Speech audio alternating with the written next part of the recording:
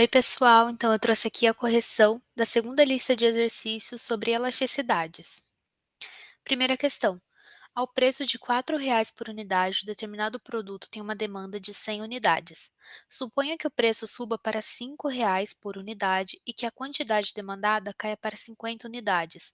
Qual seria a elasticidade de preço da demanda? A resposta aqui é -2. Aqui eu trouxe essa conta da resposta, né?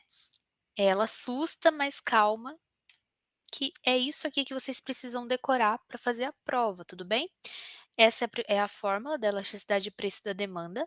Então, a quantidade final menos a quantidade inicial dividido pela quantidade inicial, tudo isso dividido pelo preço final menos preço inicial dividido pelo preço inicial. Primeira coisa, anotem os dados do exercício. O preço 1 que ele dá é R$ 4. Qual que é a demanda 1? 100 unidades. O preço 2, R$ 5. A demanda 2, 50 unidades. E é só substituir nessa fórmula. Gravem a fórmula, decorem essa fórmula para a prova, tudo bem?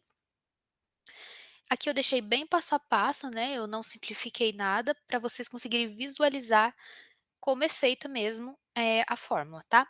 A resposta é -2. Próxima questão. Determinado produto tem seu preço reduzido de R$ 60 para R$ 40, fazendo com que a quantidade demandada suba de 800 para 1.200 unidades. Calcule a elasticidade de preço da demanda. Seria o bem elástico ou inelástico? Aqui eu deixei a continha do próprio exercício, porque eu acho que é mais interessante a gente entender o que seria esse bem elástico, né, que é a resposta. A resposta, então, é letra A, -1,5, bem elástico. A continha é a mesma, é aquela mesma fórmula do exercício anterior, tudo bem? Demanda elástica, que é o interessante para a gente entender o que é um bem elástico. Quando a gente olha graficamente, para a gente identificar a demanda elástica, a gente vai ver que a curva dela é mais horizontal. Matematicamente falando, a gente tem que entender que a elasticidade de preço da demanda, ela é maior do que 1. E aí vocês vão me questionar, como que a demanda do exercício anterior é elástica se deu -1,5? Notem que a elasticidade de preço da demanda aqui no desenho do gráfico, ela está em módulo. Portanto, esse valor que a gente tem aqui como -1,5, na realidade ele é 1,5 positivo, tudo bem? Lembrem do módulo que existe na conta da elasticidade de preço da demanda.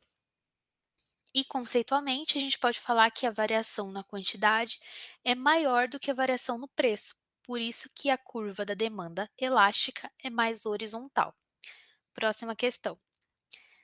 Se a safra do trigo diminui 10% em virtude do tempo, o preço aumenta 40%. Qual a elasticidade de preço da oferta de trigo? A oferta é elástica ou inelástica? Também deixei a resposta que vem no material.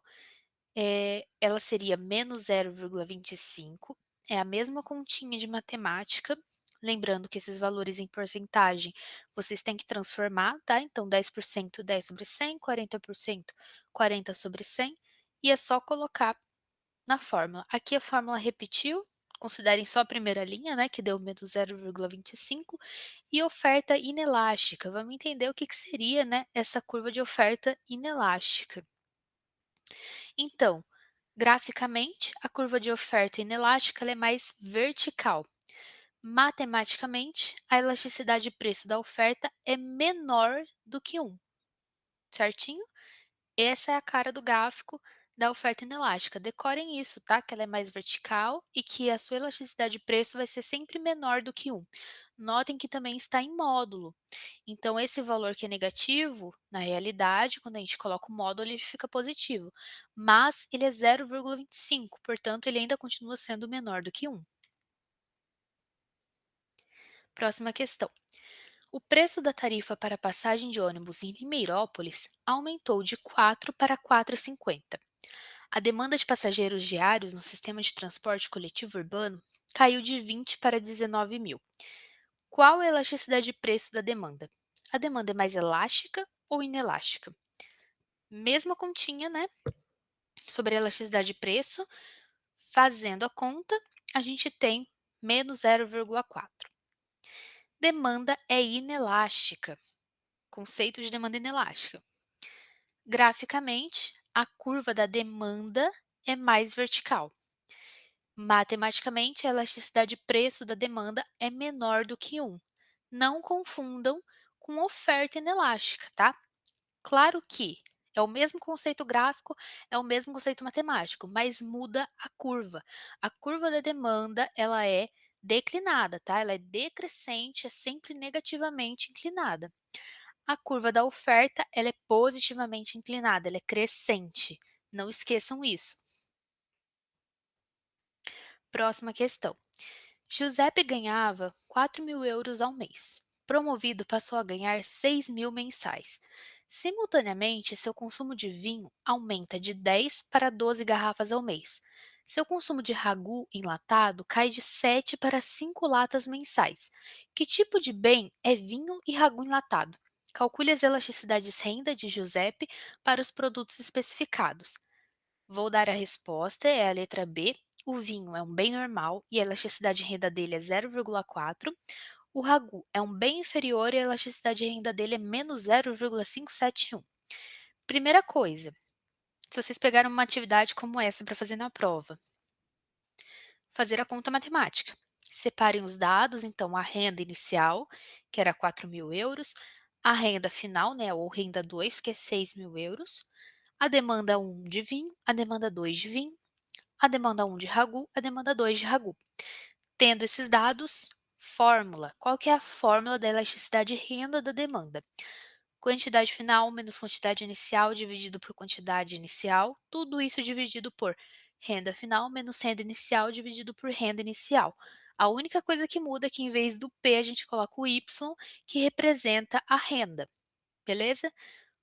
A continha está aqui passo a passo. Quem tiver dúvidas sobre a matemática, né, da continha, pode me chamar, tudo bem?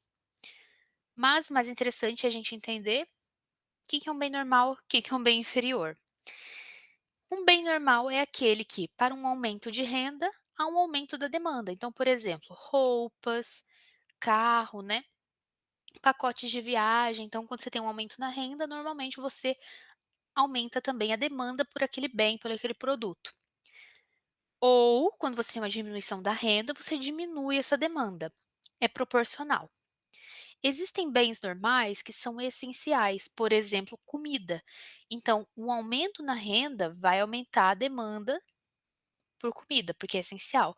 Mas uma diminuição da renda não vai fazer com que a diminuição da demanda seja muito grande. A diferença, né? Porque é um produto essencial, você precisa se alimentar. Então, mesmo com a diminuição da renda, você vai procurar comer, né? Então, a diminuição da demanda não vai ser tão grande, certo?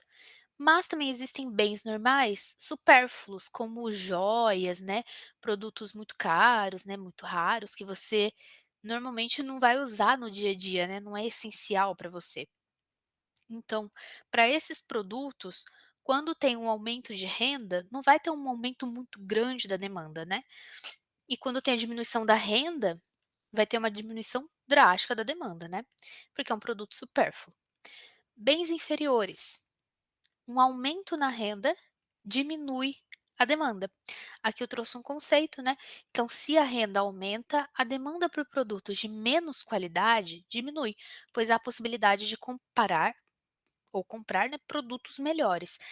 Então, um exemplo de bem inferior, a gente pode relacionar com a passagem de ônibus, né? Se tem um aumento na renda, pode ser que você pare de demandar a passagem de ônibus, né, de transporte coletivo, para comprar um carro, por exemplo. Então, é um bem inferior.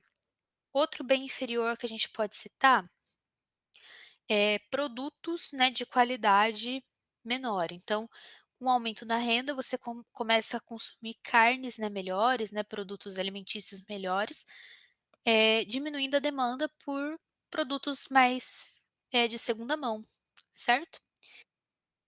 E tem também os bens de Giffen, né, que eu não coloquei aqui no slide, mas eu vou dar uma pincelada por cima. Os bens de Giffen, eles não seguem a lei da demanda, né. Então, o que que a lei da demanda diz?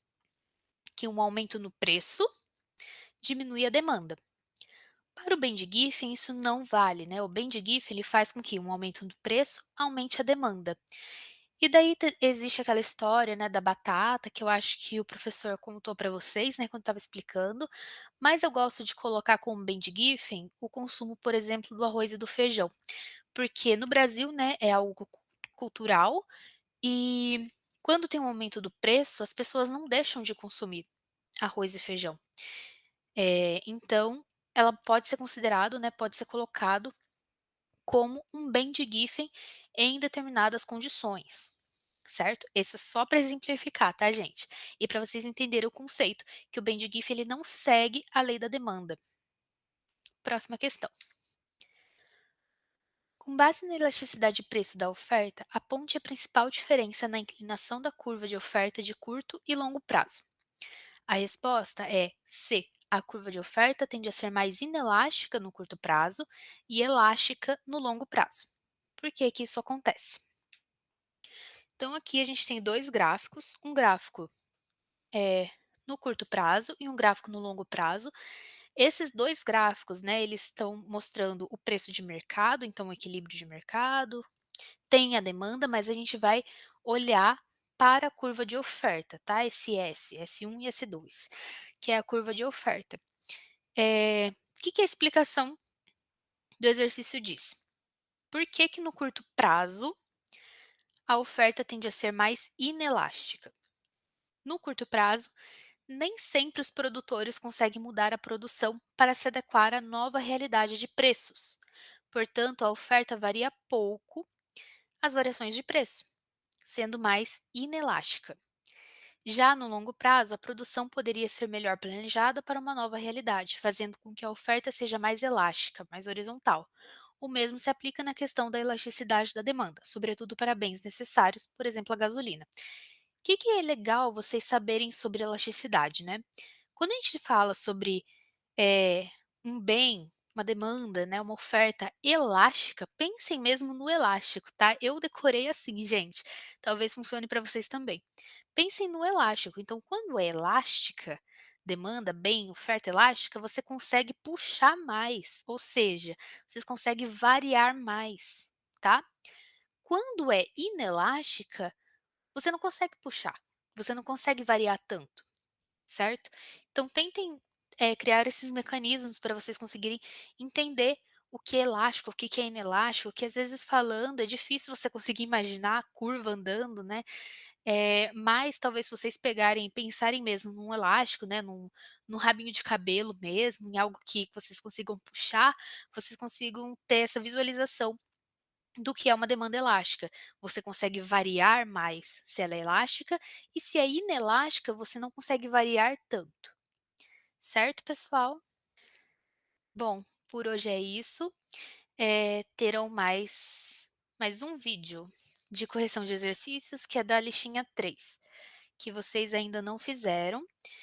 Eh, e qualquer dúvida sobre esses vídeos, tá, vocês podem me chamar, e eu tô aqui para ajudar vocês. Muito obrigada.